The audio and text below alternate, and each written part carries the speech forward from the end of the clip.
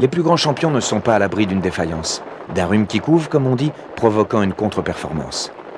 Ourasi, le grand Ourasi, connut la même mésaventure à la fin du printemps 1987, après avoir remporté son deuxième prix d'Amérique, prix de France et grand critérium de vitesse à Cagnes.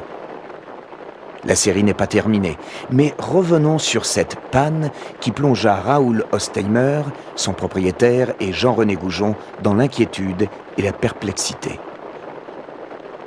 Ourasi s'apprête à ajouter un second prix René Ballière à son palmarès.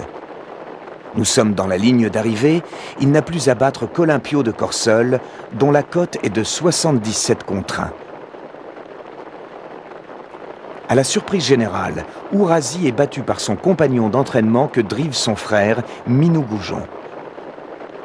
Quelques exaltés y voient malice, mais comme dans l'histoire de Battling Joe, chantée par Montand, le public eut tort de siffler la fin du combat.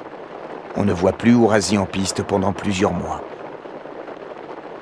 L'athlète ne fut totalement retrouvé qu'un mois avant le prix d'Amérique, où il s'adjugea les prix de Bourgogne et de Belgique. Maintenant, nous sommes prêts pour un troisième prix d'Amérique, déclara Jeannot Goujon quelques jours avant la course. À l'instant où vous me passez l'antenne, comme disent les commentateurs qui n'ont pas eu le micro au début de la course, la jument canadienne Gradess Singing, confiée cette fois à Ole Goop, est toujours en tête après avoir pris un départ volant, contrairement à l'an dernier. Qu'elle est belle à voir trotter, aucun changement depuis le départ. Elle est suivie par Permissionnaire, Ourasi, Quadrofenio, Prince Royal, Quito de Talonnais et Potin d'Amour. Pour les spectateurs venus en nombre, c'est évident. Assister à la troisième victoire de leur idole dans le prix d'Amérique, non moins évident, c'est déjà dans la poche. Comment pourrait-il en être autrement? La belle Gradess Singing rendra l'âme. Admirez la richesse du langage chez nos amis turfistes et leur goût pour les métaphores. Donc la téméraire canadienne sera battue et Ourasi, qui surveille un éventuel adversaire, s'envolera vers le poteau comme il l'avait fait l'année précédente. Ce ne fut pas tout à fait le scénario prévu. Heureusement d'ailleurs, car il faut un peu de piment dans une arrivée de course, surtout quand il s'agit d'un prix d'Amérique.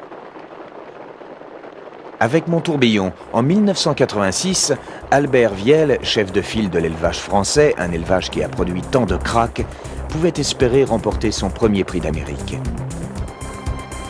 Mais Ourasi était déjà là. Cette année, son fils Jean-Pierre est associé à un bon cheval, Permissionnaire, qui n'est pas de taille à battre Ourasi. Cependant, Permissionnaire a démarré le premier quand Gradess Singing a cédé et il a eu l'avantage.